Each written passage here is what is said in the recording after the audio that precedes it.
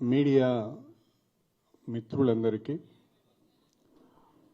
ప్రత్యేకించి print media, electronic media, YouTubers,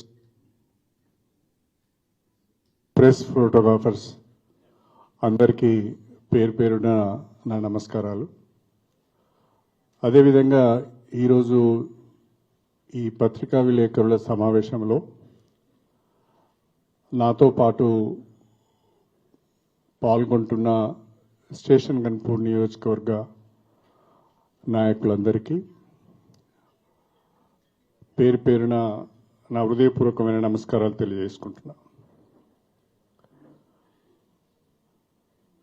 November 30, 2023లో Telangana శాసనసభకు ఎన్నికలు జరిగినాయి.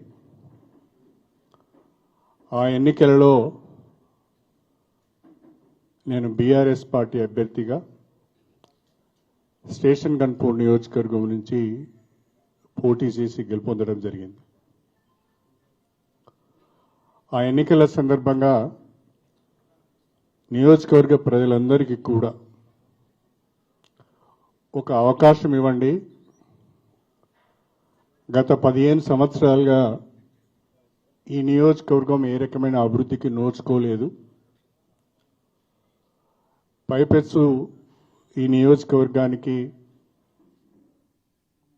అనేక రకాలైన అవమానాలు, అనేక రకాలైన చెడ్డ పేరు వచ్చింది. అవకాశం కల్పిస్తే నియోజకవర్గ అభివృద్ధి ఎజెండాగా పనిచేస్తానని చెప్పి ప్రజలకు చెప్పడం జరిగింది. ప్రజలకు నా నాయకత్వం పట్ల ఉన్న నమ్మకంతో కడియం శ్రీహరి అయితే తప్పకుండా అభివృద్ధి జరుగుతుంది అనే ఒక ఆలోచనతో నాకు ఓట్లేసి గెలిపించడం జరిగింది. ఆ తర్వాత పరిస్థితులలో ఫలితాలు వెలువడిన తర్వాత రాష్ట్రంలో కాంగ్రెస్ పార్టీ అధికారంలోకి వచ్చింది. బీఆర్ఎస్ పార్టీ ప్రతిపక్ష పాత్రకే పరిమితం కావాల్సి వచ్చింది. మళ్ళీ నియోజకవర్గానికి నష్టం జరిగే పరిస్థితి వచ్చింది, అన్యాయం జరిగే పరిస్థితి వచ్చింది. ఎన్నికల సందర్భంగా నియోజకవర్గ అభివృద్ధి పైన, ప్రజల సంక్షేమం పైన నేను ఇచ్చిన హామీలను నిలబెట్టుకోలేనేమోననే ఒక అనుమానం కూడా నాకు కలిగింది. ఆ పరిస్థితులలో రాష్ట్రంలో నూతనంగా ఏర్పడిన కాంగ్రెస్ ప్రభుత్వంతో కలిసి పనిచేయడం ద్వారా నియోజకవర్గాన్ని అభివృద్ధి చేసుకోవచ్చు, ప్రజలకు ఇచ్చిన మాటను నిలబెట్టుకోవచ్చు, గత 15 సంవత్సరాలుగా జరిగిన నష్టాన్ని కొంతైనా మనము రెక్టిఫై చేయడానికి అవకాశం ఉంటుందని ఆలోచించి నేను దాదాపుగా సంవత్సరంన్నర నుండి కాంగ్రెస్ ప్రభుత్వంతో కలిసి పనిచేస్తున్నాను. గౌరవ ముఖ్యమంత్రి శ్రీ రేవంత్ రెడ్డి గారు నా పట్ల ఉన్న గౌరవంతో, స్టేషన్ గన్పూర్ నియోజకవర్గం ప్రజలపైన ఉన్న ప్రేమతో అడిగిందే తడువుగా అనేక అభివృద్ధి కార్యక్రమాలకు మంజూరు ఇవ్వడం జరిగింది. ప్రధానంగా దేవాదుల ఎత్తిపోతల పథకం ద్వారా స్టేషన్ గన్పూర్ నియోజకవర్గంలో ప్రతి గ్రామానికి, ప్రతి ఎకరానికి గోదావరి జలాలు అందించే అవకాశం ఉన్నా, రిజర్వాయర్లు పూర్తి అయి ఉన్నా, కాలువలు సరిగా లేకపోవడం వలన, కాలువలకు లైనింగ్లు లేకపోవడం వల్ల, కాలువలు అసంపూర్తిగా ఉండడం వలన, స్ట్రక్చర్స్ పడిపోవడం వలన, పూడిక పేరుకపోవడం వలన, చెట్లు పెరగడం వలన చివరి వరకు సాగునీరు అందడం లేదు అని ముఖ్యమంత్రి గారి దృష్టికి తీసుకువచ్చి ఈ కాలువలను బాగు చేయవలసిన అవసరం ఉన్నది. కాలువలలో పూడిక తీసి సీసీ లైనింగ్ చేస్తేనే ఈ దేవాదుల ఎత్తిపోతల పథకం ద్వారా స్టేషన్ గన్పూర్ నియోజకవర్గానికి లాభం జరుగుతుంది. లేకుంటే రిజర్వాయర్లు ఉన్న పేరే తప్ప సాగునీరు మాత్రం చివరి వరకు రావడం లేదు అని వారికి నివేదించడం జరిగింది. దానికి అనుగుణంగా వెంటనే వారు స్టేషన్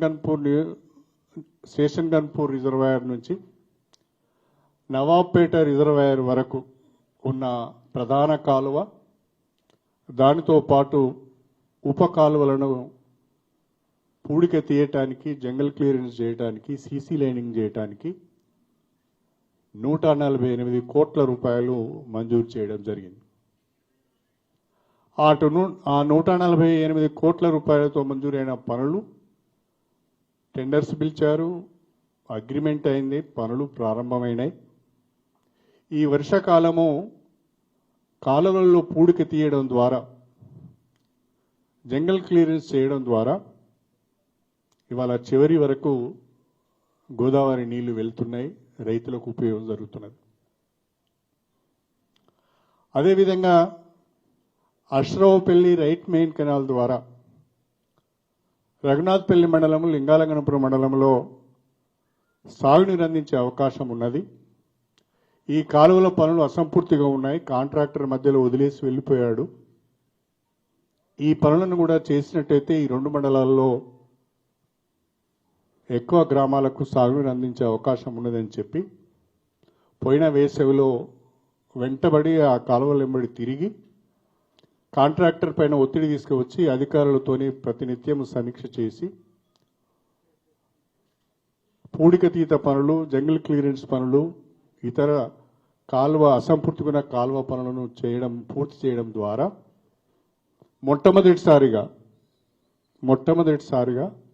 అశ్రావుపల్లి ప్రధాన కుడి కాలువ ద్వారా జీడికల్ దేవుని చెరువు కూడా గోదావరి జలాలు తీసుకుపోగలిగినాం. అదేవిధంగా మొట్టమొదటిసారిగా లింగాలగనపురం మండల్ హెడ్ క్వార్టర్ లింగాలగనపురం గ్రామం చెరువును కూడా నింపి ఆ చెరువు మత్తడి పోస్తే ఆ గ్రామ ప్రజలు పండుగ చేసుకున్న విషయాన్ని కూడా ఈ సందర్భంగా మీ దృష్టికి తీసుకొస్తున్నాను. గతంలో ఎప్పుడు కూడా లింగాలగనపురం మండలంలో చాలా గ్రామాలకు గోదావరి నీళ్లు వెళ్ళేది కాదు. ఇవాళ నేను ఒక వార్త చూశాను, లింగాలగనపురం మండలంలో అన్ని గ్రామాలకు గోదావరి నీళ్లు వస్తున్నాయి, అన్ని చెరువులు కూడా జలకళ సంతరించుకున్నాయి, రైతులు ఆనందంగా ఉన్నారు అనే వార్త కూడా ఇవాళ నేను చూశాను. అదేవిధంగా స్టేషన్ గన్పూర్ రిజర్వాయర్ నుంచి నవాబ్పేట రిజర్వాయర్కి ఎన్నడూ కూడా ప్రధాన కాలువ ద్వారా నీళ్లు పోయేది కాదు.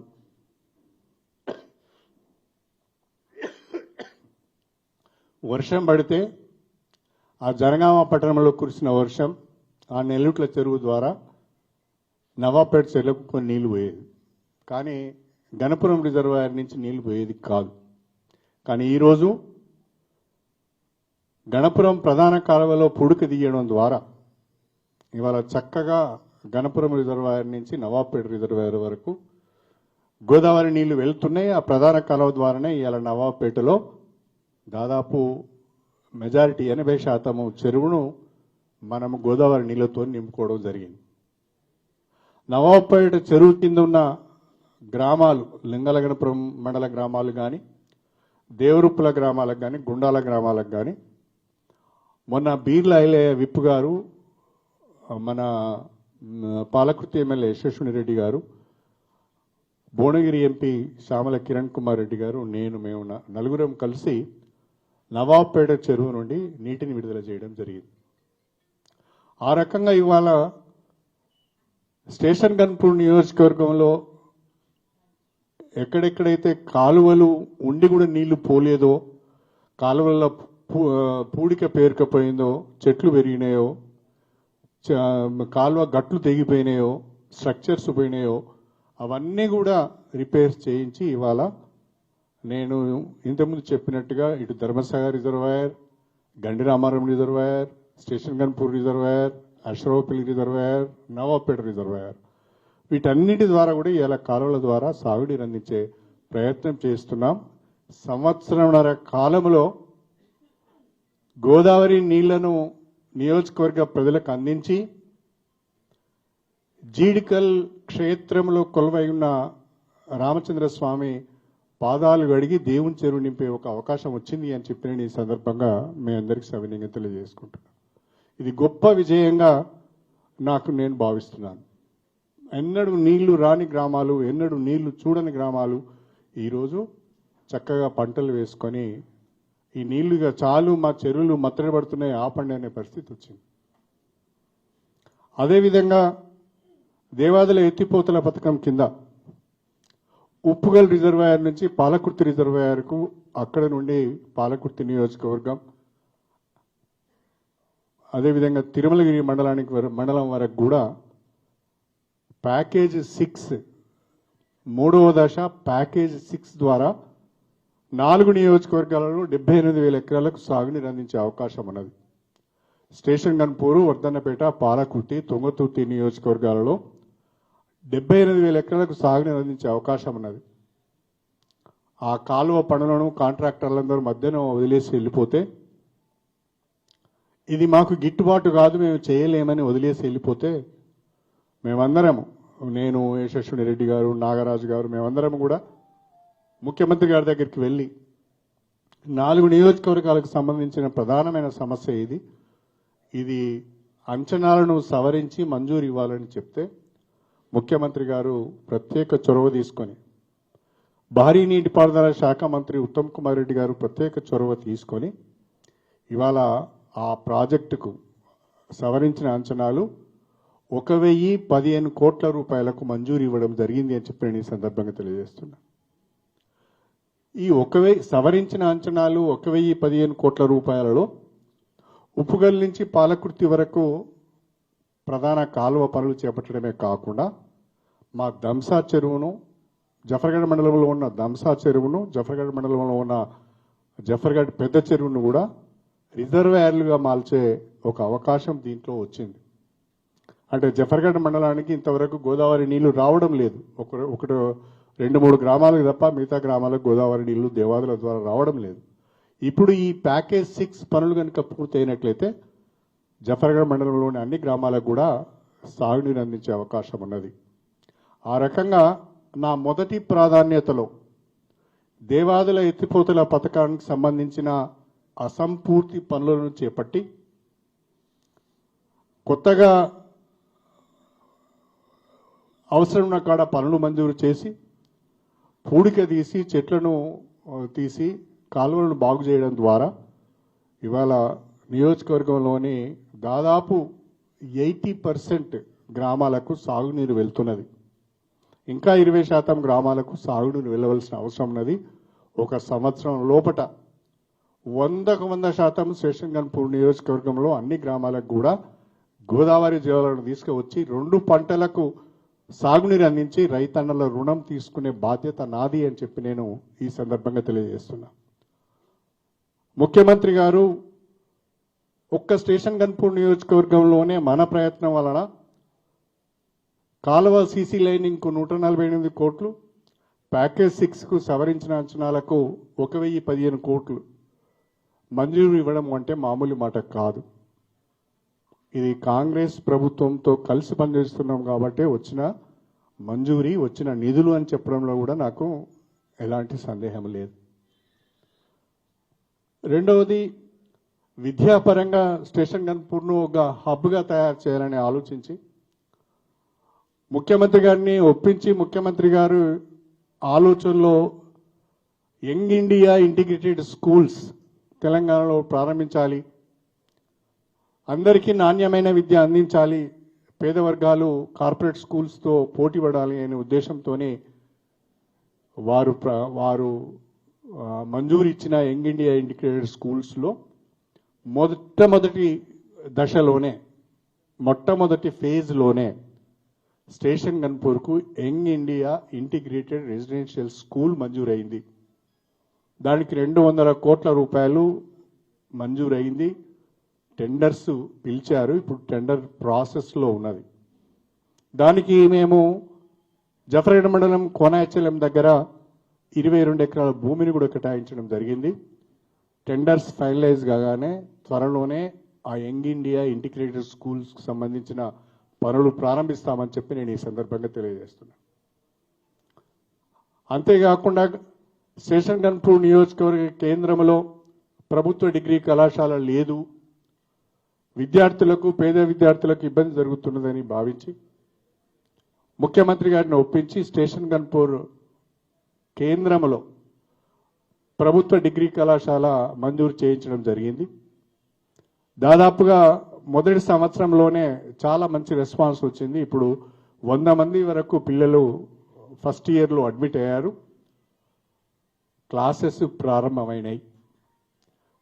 ప్రస్తుతం ఉన్న ప్రభుత్వ జూనియర్ కళాశాలలో క్లాసెస్ ప్రారంభిస్తున్నాం. ఆ ప్రభుత్వ డిగ్రీ కళాశాల నిర్మాణానికి దాదాపుగా 6,10,00,000 రూపాయలు మంజూరు అయింది. అది కూడా టెండర్ అయింది, అగ్రిమెంట్ అయింది. పనులు కూడా త్వరలో ప్రారంభం చేస్తాం. ఇది కాకుండా ఐటీఐలన్నిటిని కూడా అభివృద్ధి చేయాలి, అవి స్కిల్ డెవలప్మెంట్ సెంటర్స్గా పనిచేయాలని ముఖ్యమంత్రి గారు ఆలోచించి నియోజకవర్గానికి ఒకటి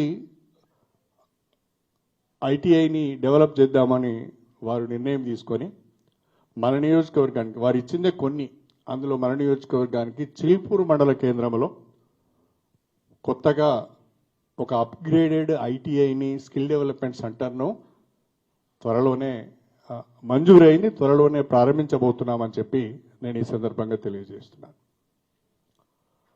ఇక వైద్య పరంగా ఆలోచించినప్పుడు స్టేషన్ గన్పూర్ నియోజకవర్గం ఎక్కువగా పేద ప్రజలు ఉండే నియోజకవర్గం, చాలామంది ఎస్సీలు ఎస్టీలు ఉండే నియోజకవర్గం, పేదవాళ్ళు ఉండే బీసీలు ఉండే నియోజకవర్గం. ఈ నియోజకవర్గంలో 100 బెడ్ హాస్పిటల్ లేదు. అయితే మా నియోజకవర్గానికి 100 బెడ్ హాస్పిటల్ కావాలన్నప్పుడు ముఖ్యమంత్రి గారు ఒక మాట అన్నారు నాతో. జనగామలో మెడికల్ కాలేజ్ ఉంది, హన్మకొండలో మెడికల్ కాలేజ్ ఉంది, అక్కడ ఒక పెద్ద హాస్పిటల్ ఉంది, ఇక్కడ ఒక పెద్ద హాస్పిటల్ ఉంది, మీరు ఎటుపోయిన 20 కిలోమీటర్లే కదా, మీకు అవసరమా 100 బెడ్ హాస్పిటల్ అని వారు అడగడం జరిగింది. లేదు, మా నియోజకవర్గం 2 జిల్లా కేంద్రాల మధ్యలో ఉన్న మాట వాస్తవమే, కానీ మా దగ్గర పేదవాళ్ళు ఎక్కువగా ఉన్నారు, అంత దూరం పోవడం కూడా కష్టమవుతుంది. ఎట్టి పరిస్థితుల్లో మాకు 100 బెడ్ హాస్పిటల్ కావాలి అంటే గొప్ప మనసుతో ముఖ్యమంత్రి గారు స్టేషన్ గన్పూర్లో 100 బెడ్ హాస్పిటల్ మంజూరు ఇచ్చారు. ఆ హాస్పిటల్కు 45,50,00,000 రూపాయలు బిల్డింగ్ కూడా మంజూరు ఇచ్చారు. ఇప్పుడు వేగంగా గన్పూర్ కేంద్రంలో హాస్పిటల్ నిర్మాణం పనులు జరుగుతున్నాయి. మీరు ఎవరైనా పోయినా కూడా మెయిన్ నేషనల్ హైవే ఆనుకునే ఉంటుంది, చూడొచ్చు అని చెప్పి నేను ఈ సందర్భంగా తెలియజేస్తున్నాను. అది కాకుండా కొత్తగా మాకు హెల్త్ సబ్ సెంటర్స్ కావాలి, ప్రైమరీ హెల్త్ సెంటర్స్ కావాలని అడిగినప్పుడు దాదాపుగా 12 health sub centres, 3 primary health centres పిహెచ్సిలను కూడా మంజూరు ఇవ్వడం జరిగింది. త్వరలోనే హెల్త్ సబ్ సెంటర్స్ కొన్ని పనిచేస్తున్నాయి, పిహెచ్సిలు ఇంకా డబ్బు రాలేదు, అది శాంక్షన్ కాగానే అవి కూడా పనులు ప్రారంభిస్తామని చెప్పి నేను ఈ సందర్భంగా తెలియజేసుకుంటున్నాను. సాగునీటి పారుదలకు, విద్యారంగానికి, వైద్య రంగానికి పెద్దపీట వేయడమే కాకుండా నియోజకవర్గంలో రైతాంగానికి ఎక్కడ కూడా లో వోల్టేజ్ సమస్య రావద్దు అని ఆలోచించి ఇవాళ పెద్ద ఎత్తున సబ్స్టేషన్ల నిర్మాణం చేస్తున్నాం. ఇవాళ పీచర దగ్గర, వేలేరు మండలం పీచర దగ్గర 132/33 kV సబ్స్టేషన్ నిర్మాణంలో ఉన్నది. ఈ మంత్ ఎండింగ్ లోపట్నే మా డిప్యూటీ సీఎం బట్టి విక్రమార్క ద్వారా దాన్ని ప్రారంభోత్సవం కూడా చేసుకోబోతున్నామని చెప్పి నేను ఈ సందర్భంగా తెలియజేస్తున్నా. ఆ 132/33 నిర్మాణం ఉన్న దగ్గరే, పీచర దగ్గరనే 220 kV సబ్స్టేషన్ నిర్మాణం చేయడానికి కూడా అవకాశం ఉన్నది. అక్కడే ప్రభుత్వ భూమి కూడా ఉంది అని చెప్పి నేను ప్రభుత్వ దృష్టికి తీసుకువెళ్ళాను. మన డిప్యూటీ సీఎం గారు 132/33 kV సబ్స్టేషన్ ప్రారంభోత్సవానికి వచ్చినప్పుడు 220 kV సబ్స్టేషన్ కూడా శంకుస్థాపన చేస్తానని చెప్పి వారు స్వయంగా చెప్పడం జరిగింది అని చెప్పి నేను ఈ సందర్భంగా తెలియజేస్తున్నాను. ఒకవైపు 220 kV సబ్స్టేషన్ 132/33 సబ్స్టేషన్ కనుక వచ్చినట్లయితే చిల్పూరు, వేలేరు, అదేవిధంగా మన ధర్మసాగర్ ఈ 3 మండలాలతో పాటు నర్మెట్ట, తరిగొప్పుల 5 మండలాలకు లో వోల్టేజ్ సమస్య పోతుంది. బ్రహ్మాండంగా రైతులకు 24 గంటలు నాణ్యమైన విద్యుత్తు అందుబాటులో ఉంటుంది. ప్రస్తుతం మాకు రఘునాథ్పల్లిలో ఒక 132/33 సబ్స్టేషన్ ఉన్నది. స్టేషన్ గన్పూర్లో 132/33 kV సబ్స్టేషన్ ఉన్నది. 4వది జఫర్గఢ్ మండల కేంద్రంలో 132/33 kV సబ్స్టేషన్కు ప్రతిపాదనలు పెట్టాం. అది కూడా మంజూరు వస్తుంది అని చెప్పి నేను ఈ సందర్భంగా తెలియజేసుకుంటున్నాను. ఇది కాకుండా 6 గ్రామాలలో 33/11 kV సబ్స్టేషన్లు మంజూరు ఇచ్చాం. ముఖ్యమంత్రి గారు ఆ రోజు స్టేషన్ గన్పూర్కి వచ్చినప్పుడు 16th మార్చ్ నాడు వీటన్నిటి కూడా ఫౌండేషన్స్ వేశారు. అవన్నీ పనులు జరుగుతున్నాయని చెప్పి నేను ఈ సందర్భంగా మీ అందరికీ కూడా సవినయంగా తెలియజేసుకుంటున్నాను. ఇవి కాకుండా మొన్నటికి మొన్న కాంగ్రెస్ ప్రభుత్వము ఇందిరమ్మ ఇండ్లు మంజూరు ఇచ్చింది. నియోజకవర్గానికి 3,500 ఇళ్ల చొప్పున మంజూరు చేయడం జరిగింది. స్టేషన్ గన్పూర్ నియోజకవర్గానికి 3,500 ఇండ్లు మంజూరు అయితే ఇప్పటికే దాదాపుగా 3,250 ఇండ్లు గ్రౌండ్ చేయడం జరిగింది. బెనిఫిషరీస్ని ఐడెంటిఫై చేసినాం, గ్రౌండ్ చేసినాం. ఇవాళ సంతోషకరమైన విషయం ఏంటంటే నా నియోజకవర్గంలోని ప్రతి గ్రామంలో ఇందిరమ్మ ఇండ్లు నిర్మాణంలో ఉన్నాయి. ఒక గ్రామంలో 5 ఉండొచ్చు, ఒక గ్రామంలో 10 ఉండొచ్చు, ఇంకో గ్రామంలో 50 ఉండొచ్చు. కానీ స్టేషన్ గన్పూర్ నియోజకవర్గంలోని ప్రతి గ్రామ పంచాయతీ పరిధిలో ఇందిరమ్మ ఇండ్లు నిర్మాణంలో ఉన్నాయని చెప్పడానికి సంతోషంగా ఉంది. 3,500 ఇండ్లకు ఒక్కొక్క ఇంటికి 5 లక్షల రూపాయల చొప్పున ఒక్క స్టేషన్ గన్పూర్ నియోజకవర్గానికే ఈ ఇందిరమ్మ ఇళ్ల నిర్మాణం కొరకు 175 కోట్లు ప్రభుత్వము ఖర్చు చేయబోతున్నది. పేదవాళ్ళ ఇంటి కలను సాకారం చేయబోతున్నది. ఇది ఒక గొప్ప సామాజిక పనిగా నేను ఈ సందర్భంగా తెలియజేసుకుంటున్నాను.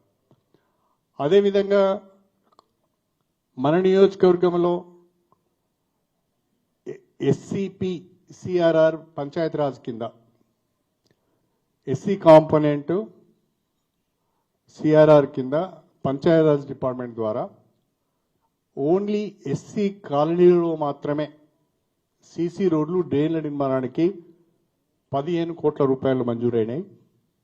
ఇవాళ దాదాపుగా 90% గ్రామాలలో ఎస్సీ కాలనీలలో సీసీ రోడ్ల నిర్మాణం జరుగుతున్నది. కొన్ని గ్రామాలలో పూర్తయింది, కొన్ని గ్రామాలలో జరుగుతుంది, ఇంక కొన్ని గ్రామాలలో జరగవలసిన అవసరం ఉన్నది. మొట్టమొదటిసారిగా ఓన్లీ ఎస్సీ కాలనీలో మాత్రమే సీసీ రోడ్లకు, డ్రైన్ల కొరకు 15 కోట్ల రూపాయలు ఖర్చు పెట్టి పనులు జరుగుతున్నాయి.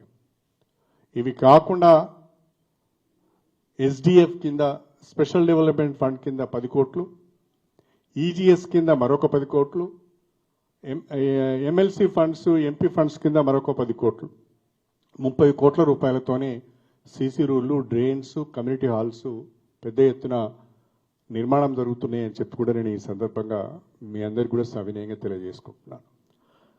నేను ఈ 21 నెలలలో రాష్ట్రంలో కాంగ్రెస్ పార్టీ అధికారంలోకి వచ్చిన తర్వాత నేను కాంగ్రెస్ ప్రభుత్వంతో కలిసి పనిచేస్తున్న నాటి నుండి నేటి వరకు దాదాపు 27 ముఖ్యమైన పనులు మంజూరు చేయించడం జరిగింది.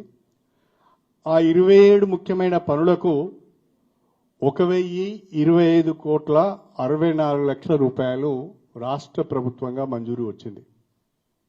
నిజంగా ఈ సందర్భంగా గౌరవ ముఖ్యమంత్రి గారికి మా నియోజకవర్గ ప్రజల తరఫున ప్రత్యేకమైన కృతజ్ఞతలు, ధన్యవాదాలు తెలపవలసిన అవసరం ఉన్నది. ఇంత పెద్ద మొత్తంలో, నాకు తెలిసి ఇంత పెద్ద మొత్తంలో ఏ నియోజకవర్గానికి కూడా నిధులు మంజూరు కాలేదు. నిధుల మంజూరికి సంబంధించిన అన్ని వివరాలు నేను ఒక స్టేట్మెంట్ రూపంలో తయారు చేశాను. నేచర్ ఆఫ్ వర్క్, ఎంత అమౌంట్ మంజూరైంది, ఏ తేదీన మంజూరైంది, తర్వాత దాని స్టేటస్ ఏంటి, మొత్తం స్టేట్మెంట్ తయారు చేశాను. ఈ స్టేట్మెంట్ ప్రతి ఒక్క విలేకరికి నేను ఈ ప్రెస్ మీట్ తర్వాత ఇవ్వబోతున్నానని చెప్పి కూడా ఈ సందర్భంగా తెలియజేసుకుంటున్నాను. ఈ స్టేట్మెంట్కు డెవలప్మెంట్ వర్క్స్కి సంబంధించిన ఈ స్టేట్మెంట్కు నేను కట్టుబడి ఉన్నాను. ఇందులో ఏ ఒక్క తప్పు దొర్లినా బాధ్యత నాదే. ప్రతి పనికి సంబంధించిన జియో నెంబరు, ప్రతి పనికి సంబంధించిన శాంక్షన్ అయిన అమౌంట్, ప్రతి పనికి సంబంధించి దాని స్టేటస్, అది వర్క్స్ ప్రోగ్రెస్లో ఉన్నాయా, టెండర్స్ పిలిచారా, అగ్రిమెంట్ అయిందా, కంప్లీషన్ అయిందా, వర్క్ స్టేటస్ కూడా ఈ స్టేట్మెంట్లో నేను ఇవ్వడం జరిగింది. నేను మీడియా మిత్రులందరూ కూడా విజ్ఞప్తి చేసేది ఒకటే, దీనికి సంబంధించిన అనుమానాలు కానీ లేకుంటే మీకు ఇంకేమైనా సమాచారము కావాలన్నా కానీ నేను ఇవ్వటానికి సిద్ధంగా ఉన్నాను. ఈ స్టేట్మెంట్కు నేను కట్టుబడి ఉన్నాను. దయచేసి వాస్తవాలతో కూడిన నిజమైన అభివృద్ధి నమూనా, నిజమైన అభివృద్ధి పనులను నేను మీ ద్వారా జిల్లా ప్రజల ముందట పెడుతున్నాను. చాలామంది చాలా రకాల విమర్శలు చేస్తున్నారు. కొంతమంది ఆనాడు ముఖ్యమంత్రి గారు వచ్చి 800 కోట్ల రూపాయల పనులకు ఫౌండేషన్ ఆనాడు వేస్తే 800 కోట్లు కాదు కదా, 8 పైసలు రాలేదని ఒకరు అంటారు. ఇంకో ఆయన ఏమంటాడు, ఇవన్నీ మేము గతంలోనే అనుకున్నాము, ఆర్డర్లు ఇప్పుడు వచ్చినాయని ఇంకో ఆయన అంటాడు. దీంట్లో దయచేసి మా మీడియా మిత్రులందరికీ ప్రతి జియోకు సంబంధించిన డేట్ ఉన్నది. జనవరి 2024 తర్వాత మంజూరైనవి మాత్రమే మీకు ఇస్తున్నాను నేను. అంటే దాన్ని బట్టి అర్థం చేసుకోవచ్చు. జనవరి 2024 తర్వాత మంజూరైన వర్క్స్ సంబంధించిన స్టేట్మెంట్ మాత్రమే మీకు ఇస్తున్నాను. అంతకుముందు ప్రభుత్వంలో మంజూరైన ఏ ఒక్క పనిని కూడా దీంట్లో నేను ఇన్క్లూడ్ చేయలేదు. దీనికి నేను కట్టుబడి ఉన్నాను. ఇంత స్పష్టంగా డెవలప్మెంట్ వర్క్ సంబంధించిన statement with dates, with amount, with status నేను ఇస్తున్నాను. ఇది మా మీడియా మిత్రులకి కాకుండా విమర్శలు చేసే వాళ్ళందరికీ కూడా దీన్ని పంపించాలని నేను అనుకుంటున్నాను. మీరు కూడా క్రాస్ చెక్ చేసుకోండి. నేను ఇచ్చిన ఈ స్టేట్మెంట్లు ఏదైనా తప్పు ఉంటే మీరు ఎత్తి చూపండి, దానికి సమాధానం చెప్పడానికి నేను సిద్ధంగా ఉన్నానని చెప్పి ఈ సందర్భంగా తెలియజేస్తున్నా. కొంతమంది చాలా చౌకబారు విమర్శలు చేస్తున్నారు. సంస్కారము, సభ్యత అనేది వాళ్ళ జీవితంలో లేదు, వాళ్ళ నిజ జీవితంలో లేదు కాబట్టి అందరూ అదే రకంగా ఉంటున్నారని అనుకొని సభ్యత, సంస్కారం లేకుండా విమర్శలు చేస్తున్నారు. భాష ఎక్కడి కనుక పోయింది అంటే, ఒక పోస్ట్ గ్రాడ్యుయేషన్ చదివిన వ్యక్తి, ఒక మెడిసిన్ చేసిన వ్యక్తి, ఒక ఇంజనీరింగ్ చేసిన వ్యక్తి, ఒక అడ్వకేట్గా చదువుకున్న వ్యక్తి కూడా హోందాతనాన్ని కోల్పోయి, మానవత్వాన్ని కోల్పోయి, రాజకీయంగా మాట్లాడవలసిన విషయాలను వ్యక్తిగత దూషణలకు దిగజార్చే ప్రయత్నము, రాజకీయ వ్యవస్థను భ్రష్టు పట్టించే ప్రయత్నం జరుగుతున్నది. ఇది మా జిల్లాలో ఉన్న మా మీడియా మిత్రులందరూ కూడా గమనించాలని చెప్పి నేను కోరుతున్నాను. నాకు కూడా చాలా మాటలు వచ్చు, నాకు కూడా చాలా బూతులు వచ్చు. ఎందుకంటే నేను పుట్టి పెరిగింది అక్కనేనైతిని. నేను గదే పల్లెటూరులో పుడుతుని, గదే గుడిసెలలో పుడుతుని, గవే మాటలు ఇంటిని చిన్నప్పటి నుంచి. కాకపోతే తర్వాత కాలంలో ఇంత చదువుకొని కొంతమంది మీలాంటి మేధావులతోని కలిసి తిరిగి కాస్తో కూస్తో జ్ఞానాన్ని సంపాదించుకొని సభ్యతను నేర్చుకున్నా కాబట్టి కొన్ని మాట్లాడాలంటే ఇబ్బెట్టిగా అనిపిస్తుంది, సిగ్గు అనిపిస్తుంది నాకే. వాళ్ళు మాట్లాడిన మాటలు ఉచ్చరించడానికి కూడా నాకే సిగ్గు అనిపిస్తాను. అది వాళ్ళ విజ్ఞతకు వదిలేస్తున్నా నేను. బాధ ఎక్కడైతుంది అంటే, 15 సంవత్సరాలు ప్రజలు అవకాశం ఇస్తే, ఎమ్మెల్యేగా గెలిపిస్తే 15 సంవత్సరాలు నియోజకవర్గాన్ని పట్టించుకోకుండా, అభివృద్ధి పైన ఒక ప్రణాళిక లేకుండా, సంక్షేమం గురించి ఆలోచన చేయకుండా, రాజకీయం అంటే అవినీతి అక్రమాలనే విధంగా నిర్వచనం చెప్పి, బీఫామ్లు అమ్ముకొని, దళిత బంధు అమ్ముకొని, తన చిల్లర చేష్టల ద్వారా, చిలిపి చేష్టల ద్వారా నియోజకవర్గానికి చెడ్డ పేరు తెచ్చిన వ్యక్తి కుసంస్కారి లెక్క మాట్లాడుతూ ఉంటే సమాధానం చెప్పాలంటే కూడా బాధ అనిపిస్తున్నది. రాజకీయ విధానాలపైన సమాధానం చెప్తాం. ఎస్, ఈ వర్క్ నువ్వు తెచ్చినావనో ఇది తేలేదు, నువ్వు తప్పు మాట్లాడుతున్నావు అంటే సమాధానం చెప్తాం. లేదు, నువ్వు ఈ హామీ ఇచ్చినావు, నువ్వు ఈ హామీని నిలబెట్టుకోలేదు అని అంటే దానికి మనం సమాధానం చెప్తాం. అలా కాకుండా ఇష్టం వచ్చిన రీతిలో మాట్లాడే ప్రయత్నం చేస్తున్నారు. ఇది రాజకీయాలకు మంచిది కాదు. వ్యక్తిగత దూషణలు రాజకీయాలలో పనికి రావు. దయచేసి గమనించాలి. విధానపరమైన విషయాలపైన రాజకీయంగా ప్రజల్లోకి వెళ్దాం, కొట్లాడదాం. ప్రజలు ఎవరు మంచివారో వాళ్ళు డిసైడ్ చేస్తారు. ఆల్రెడీ డిసైడ్ చేసిండ్రు వాళ్ళు, కానీ వీళ్ళకి అర్థమైతే లేదు. అటు ప్రజల చేత తిరస్కరించబడి, ఇటు పార్టీల చేత తిరస్కరించబడి, ఢిల్లీ వెనుక పోయి అందరి ఇళ్ళ చుట్టూ దొరికి వాళ్ళ కాళ్ళు మొక్కినా వాళ్ళు చేసుకోవడానికి ఇష్టపడిన నాయకత్వం నీది. అది మర్చిపోయి సిగ్గు లేకుండా నువ్వు మాట్లాడుతూ వేరే వాడికి సిగ్గు లేదన్నట్టుగా ఇంకేదో భాష మాట్లాడితే ప్రజలు ఇవన్నీ అర్థం చేసుకోగలుగుతారు. ఎంత విచిత్రం అంటే, నాకు తెలిసి ఎవరైనా ఒక పార్టీలో చేరుతాము అంటే ఆహ్వానిస్తారు. జనరల్గా ఎవరైనా ఒక పార్టీలో చేరుతామంటే ఆహ్వానిస్తారు.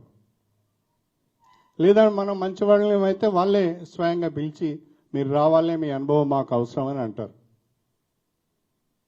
కానీ ఈ పెద్ద మనిషి ఢిల్లీకి పోయి కాంగ్రెస్ పార్టీ పెద్దల చుట్టూ తిరుగుతూ ఉంటే ఇక్కడున్న కాంగ్రెస్ పార్టీ మహిళలు మేడారం పోయి సమ్మక్క సారలమ్మకు మొక్కులు చెల్లించుకున్నారు. ఈ దుర్మార్గుడు మా పార్టీలోకి రాకుండా చూడు తల్లి అని మేడారంలో మొక్కుకున్నారు. అవు గది మన గొప్పతనం, గది మన పరిస్థితి. వీటన్నిటిని మర్చిపోయి మాట్లాడుకోవడం కరెక్ట్ కాదు. నా ఎజెండా అంతా, నాకు అవకాశం ఉన్న రోజులు, నేను రాజకీయాలు ఉన్న రోజులు, నా మాట చెల్లుబాటు అయిన రోజులు స్టేషన్ గన్పూర్ నియోజకవర్గ ప్రజలతోనే ఉంటాను. స్టేషన్ గన్పూర్ నియోజకవర్గ అభివృద్ధికి 6 నిమిషాలు కష్టపడి పనిచేస్తానని చెప్పి నేను ఈ సందర్భంగా తెలియజేస్తున్నా. స్టేషన్ గన్పూర్ నియోజకవర్గ ప్రజల పుణ్యమా అని, స్టేషన్ గన్పూర్ నియోజకవర్గ ప్రజలు ఇచ్చిన రాజకీయ భిక్ష వలన ఇవాళ కడియం శ్రీ అనే వ్యక్తి సమాజానికి తెలిసింది, రాజకీయ వర్గాలకు తెలిసింది. కడియం శ్రీహరి తనకంటూ ఒక ఇమేజ్ని బిల్డప్ చేసుకునే ఒక అవకాశం వచ్చింది. కాబట్టి ఆ ప్రజలకు ఎంత చేసినా తక్కువే. ఎవరెన్ని రకాల మాట్లాడినా, ఎవరెన్ని రకాల అవమానపరిచినా, ఎవరెన్ని రకాల వ్యక్తిగత దూషణలకు దిగినా ఏమాత్రం వెరవకుండా, భయపడకుండా ప్రజలతో ఉంటాను, ప్రజల మధ్యన ఉంటాను, ప్రజల కొరకు పనిచేస్తాను, నియోజకవర్గ అభివృద్ధి ఎజెండాగా ముందుకు సాగుతానని చెప్పి నేను ఈ సందర్భంగా మీ అందరికీ సవినయంగా తెలియజేసుకుంటూ సెలవు తీసుకుంటున్నాను. మా మీడియా మిత్రులు ఎవరైనా ఏమైనా ఫ్రీగా మాట్లాడవచ్చు. మీరు మాట్లాడే వాటన్నిటికి కూడా నేను సమాధానం చెప్తాను. గతంలో ఆనాడున్న బీఆర్ఎస్ పెద్దలు, ఆనాడున్న ముఖ్యమంత్రి కేసీఆర్ గారు 10 సంవత్సరాల అధికారంలో ఉన్న కాలంలో నాకు తెలిసి సబ్జెక్ట్ కరెక్షన్ ఒకటి అటు ఇటుగా 36 మంది ఎమ్మెల్యేలను పార్టీలో చేర్చుకున్నారు. 36 మంది, ఒకటి కాదు, రెండు కాదు, 10 సంవత్సరాల కాలంలో 2 టర్మ్స్లలో కాంగ్రెస్ పార్టీ వాళ్ళను చేర్చుకున్నారు, వైఎస్ఆర్సీపీని చేర్చుకున్నారు, తెలుగుదేశంను చేర్చుకున్నారు, బీఎస్పీని చేర్చుకున్నారు, సిపిఐని కూడా చేర్చుకున్నారు. 36 మంది ఎమ్మెల్యేలను చేర్చుకున్నారు. అందులో ఇద్దరిని మంత్రులు కూడా చేశారు. మొదటి విడత శ్రీనివాస్ యాదవ్ మంత్రిగా చేశారు, రెండవ విడత సబితా ఇంద్రారెడ్డి గారిని మంత్రి చేశారు. ఆ 36 మందిలో ఏ ఒక్కరు కూడా రాజీనామా చేయలేదు. ఆ 36 మందిలో ఏ ఒక్కరు కూడా డిస్క్వాలిఫై కాలేదు. కానీ ఈరోజు ఆనాడు రాజకీయ వ్యవస్థనంతా సర్వనాశనం చేసి భ్రష్టు పట్టించిన కేసీఆర్ గారు ఈరోజు ఫామ్ హౌస్కు పరిమితం అవుతున్నాడు. నేను అడుగుతున్న కేసీఆర్ గారిని, అసలు మీరు చెప్పండి కేసీఆర్ గారు, ఆనాడు మీరు పార్టీ ఫిరాయింపులను ప్రోత్సహించి చేర్చుకున్న వాళ్ళందరితో ఎందుకు రాజీనామా చేయించలేదు? ఆనాడు లేని రాజకీయ విలువలు, ఆనాడు లేని నైతిక విలువలు ఈ రోజే మీకు గుర్తుకొచ్చినాయా? అధికారం కోల్పోయిన తర్వాత గుర్తుకొచ్చినాయా? మీరు చెప్పండి, ఎందుకు ఆ రోజు ఆ రకంగా చేశారు, ఈ రోజు ఈ రకంగా చేశారు? అంటే మీరు చేస్తేనే సంసారం, వేరేవాడు చేస్తే వ్యభిచారమా? మీరేమైనా శుద్ధపూసలా? ఆగం చేసినంత, తెలంగాణను ఆగం చేసినంత మీరే కదా. సరే, ఏది ఏమైనా మీరు సుప్రీంకోర్టుకు వెళ్ళారు. సుప్రీంకోర్టు నుంచి ఒక తీర్పు వచ్చింది. ఆ స్పీకర్ గారిని 3 మాసాల లోపల నిర్ణయం తీసుకోమని చెప్పారు. It's not direction. వారు ఏమన్నారు? స్పీకర్ గారు 3 మాసాల లోపల ఈ పిటిషన్లను డిస్పోజ్ చేయాలి, నిర్ణయం తీసుకోవాలన్నారు.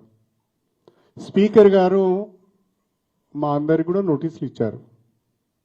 నాకు ఆ నోటీస్కు రిప్లై ఇవ్వడానికి నాకు ఇంకా టైం ఉన్నది. వారు ఒక్కొక్క ఎమ్మెల్యేకి ఒక రకమైన టైం ఇచ్చారు. వారు ఆ టైం లోపల తప్పకుండా నేను నా రిప్లై ఇస్తాను. కాకపోతే ఏంటి అంటే, మీరు అధికారంలో ఉన్నప్పుడు మీరు ఫిరాయింపులను ప్రోత్సహించినప్పుడు ఒక రకమైన విధానం, ఇప్పుడు ఇంకొక రకమైన విధానం అనే విధంగా మీరు మాట్లాడుతున్నారు. పార్టీ విధానాలు ఎప్పటికీ ఒకే రకంగా ఉండాలి, ఉంటే మంచిది అనేది నా అభిప్రాయం. స్పీకర్ గారి నిర్ణయానికి కట్టుబడి నా భవిష్యత్ ప్రణాళిక ఉంటుంది. కడియం శ్రీహరి పార్టీ మారిన వాళ్ళలో కడియం శ్రీహరి మొదటివాడు కాదు, చివరివాడు కూడా కాదు. దేశవ్యాప్తంగా ఈ ప్రక్రియ సాగుతున్నది. నా మట్టుకు నేను నా నియోజకవర్గం ఆగం కావద్దు, నన్ను ఎన్నుకున్న ప్రజలు ఆగం కావద్దు, మరి ఇంకొక 5 సంవత్సరాలు వీళ్ళు నష్టపోవద్దు, ఈ ప్రజలకిచ్చిన మాటను నిలబెట్టుకోవాలి, ప్రజలకిచ్చిన అభివృద్ధిని చేసి చూపించాలి అనే ఒక ఆలోచనతో మాత్రమే అభివృద్ధిని ప్రధాన అంశంగా తీసుకొని కాంగ్రెస్ ప్రభుత్వంతో కలిసి పనిచేయడం జరుగుతుంది.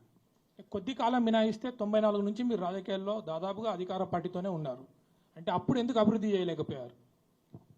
నేను చేసిన అభివృద్ధి ఉంది గన్పూర్లో.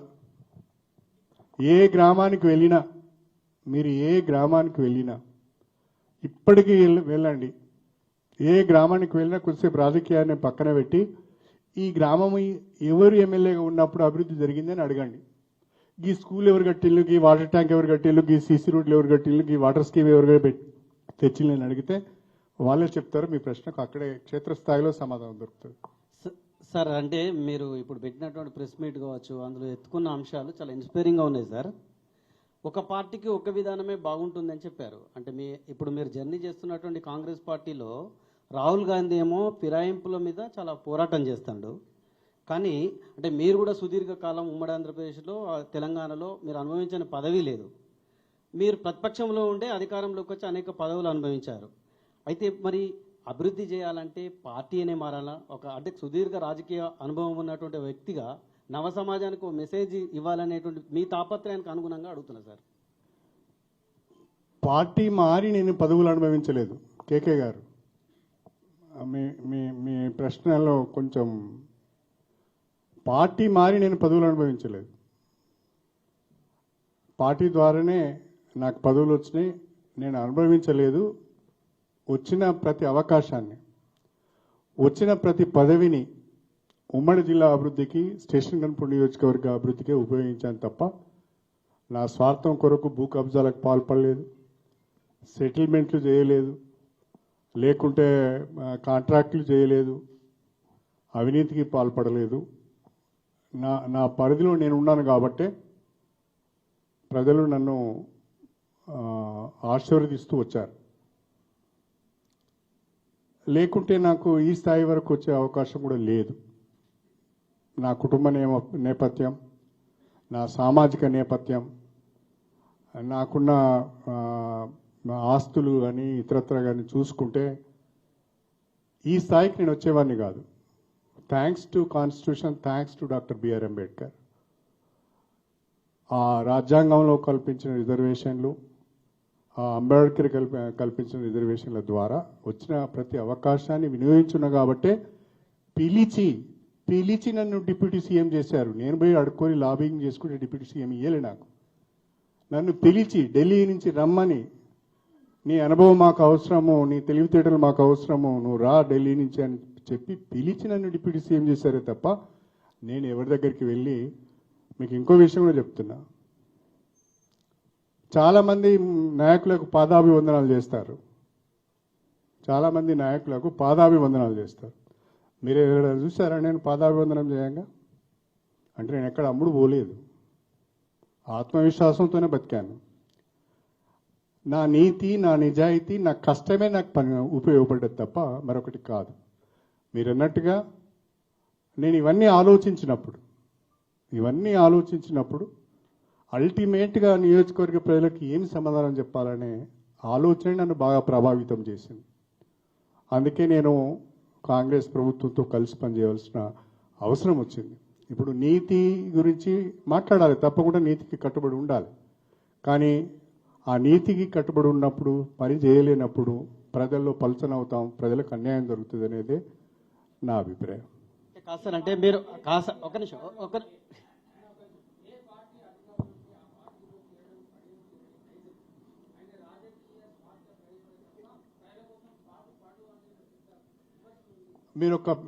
నేను మిమ్మల్ని అడుగుతున్నాను, ఏ పార్టీలో అధికారంలో ఉంటే నేను ఏ పార్టీలోకి మారాను? నేను టీఆర్ఎస్లోకి వచ్చినప్పుడు వినండి ఒక మాట, నేను టీడీపీ నుంచి టీఆర్ఎస్లోకి వచ్చినప్పుడు టీఆర్ఎస్ అధికారంలో ఉందా? తెలంగాణ వచ్చిందా? టీఆర్ఎస్ అధికారంలో ఉందా? తెలంగాణ వస్తుందనే నమ్మకం ఆ రోజు ఉండేనా? అసలు టీఆర్ఎస్ ఉంటుందనే నమ్మకం ఆ రోజు ఉండేనా? కాబట్టి అట్లా ప్రశ్న అంత తొందరగా అట్లా ఫ్రేమ్ చేసి అడగడం కరెక్ట్ కాదు. అరే ఉంటాయండి, 100 ఆరోపణలు ఉంటాయి. నువ్వు మేధావి కదా, నువ్వు విలేకరివి కదా, నీకు ఆలోచన చేసే శక్తి ఉండాలి కదా, నీకు అనలైజ్ చేసే శక్తి ఉండాలి, విశ్లేషణ చేసే శక్తి ఉండాలి కదా. మిగతా వాళ్ళ లెక్క నువ్వు కూడా మాట్లాడితే ఎట్లా? వాడు మాట్లాడతాడు, ఎందుకంటే ఆయన నాకు రాజకీయ ప్రత్యర్థి కాబట్టి 110 మాట్లాడతాడు. మీరు కాదు కదా నాకు రాజకీయ ప్రత్యర్థి. సార్, అంటే 36 మందిని బీఆర్ఎస్ వాళ్ళు తీసుకున్న దాని మీద మీరు పాయింట్అవుట్ చేశారు సార్. కానీ అంతకు ముందుకే రాజశేఖర్ రెడ్డి ఉద్యమ పార్టీగా ఉన్న బీఆర్ఎస్ నుంచి తీసుకున్నాడు. అదే పార్టీలో, అంటే మీరు ఈ విషయాలు చెప్తున్నారు కాబట్టి అదే పార్టీలో మీరున్నారు. రాహుల్ గాంధీ ఇదే దాని మీద పోరాటం చేశాను. దాని మీద నాకు సరైన ఆన్సర్ రాలే. నేను ఒకటి మాత్రం స్పష్టంగా చెప్పగలుగుతాను, కడియం శ్రీహరిగా వ్యక్తిగతంగా ఫిరాయింపులను నేను సమర్థించను. నెంబర్ 1, కడియం శ్రీహరిగా వ్యక్తిగతంగా ఒక సిద్ధాంతానికి కట్టుబడి ఉన్న వ్యక్తిగా, ఒక అంబేద్కరైట్గా ఫిరాయింపులను నేను సమర్థించను. కానీ మన వ్యక్తిగత ఇష్టాయిష్టాల కంటే, మన ప్రతిష్ట కంటే ఎక్కువ నియోజకవర్గ అభివృద్ధి, ప్రజల సంక్షేమం ముఖ్యమని భావించినప్పుడు కొన్ని నిర్ణయాలు తీసుకోవాల్సి వస్తుంది. ఆ కోవలోనే నేను నిర్ణయం తీసుకోవడం జరిగింది.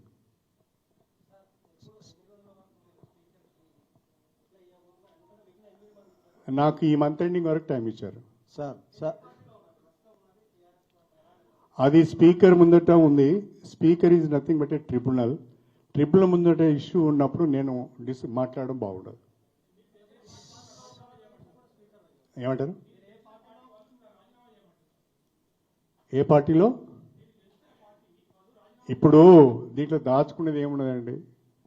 మేము పార్టీ ఫిరాయించినామనే సుప్రీంకోర్టుకు వెళ్ళిరి. సుప్రీంకోర్టు ఒక తీర్పు ఇచ్చింది. ఆ తీర్పు ప్రస్తుతం స్పీకర్ గారి జ్యూరిడిక్షన్లో ఉంది.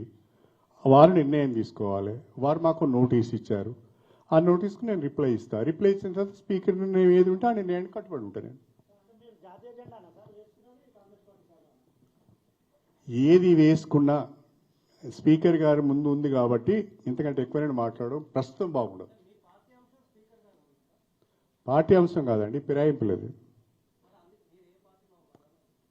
నేను ఏ పార్టీలో ఉన్నదనేది ఇప్పుడు ఆ స్పీకర్ తేల్చాలి కదా. సార్ మీరు చాలా టెక్నికల్గా మాట్లాడిల్లు.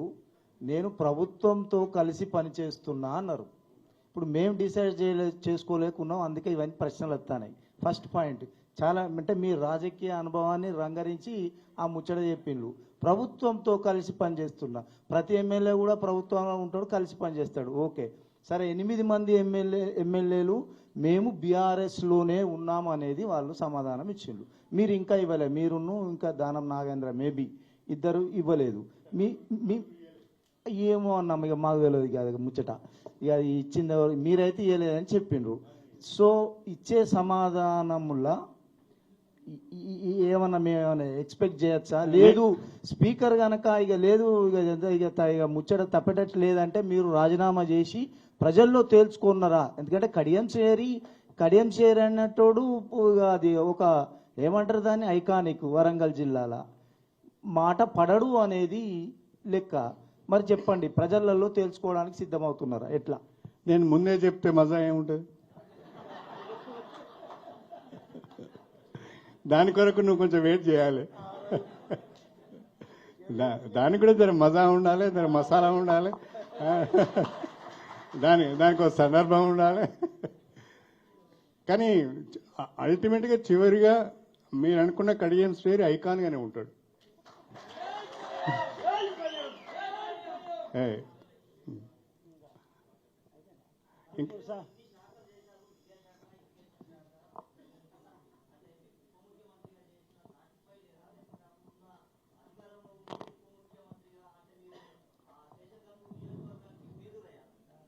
ఎప్పుడు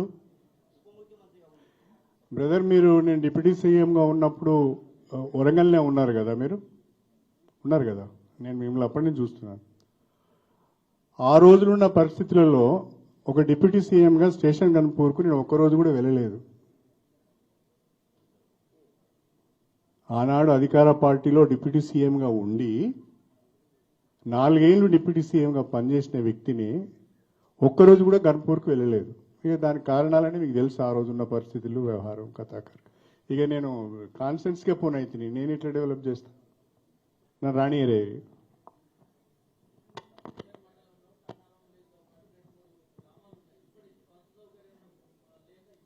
ఏమంటారు? కన్నారం హుస్నాబాద్ కాన్ఫరెన్స్ మండలం అంటే వేలేరు మండలము, హన్మకొండ జిల్లా, కాన్ఫరెన్స్ హుస్నాబాద్. నాకు లేదు, కన్నారం నాకు రాదు. అంతకుముందే మొదటి నుంచి అది హుస్నాబాద్. కన్నారం ఎన్నడూ స్టేషన్ గన్పూర్లో లేదు. ఓకే, ఇక అందరం భోజనం చేద్దామా?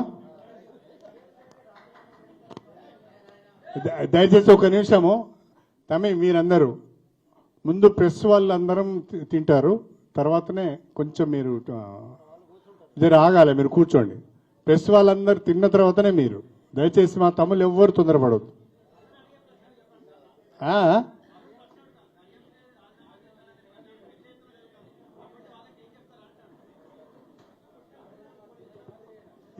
ఎవరి ఆశలు వాళ్ళకు ఉంటాయి. ఆ ఆశల పల్లకిలో వాళ్ళు ఊరేగని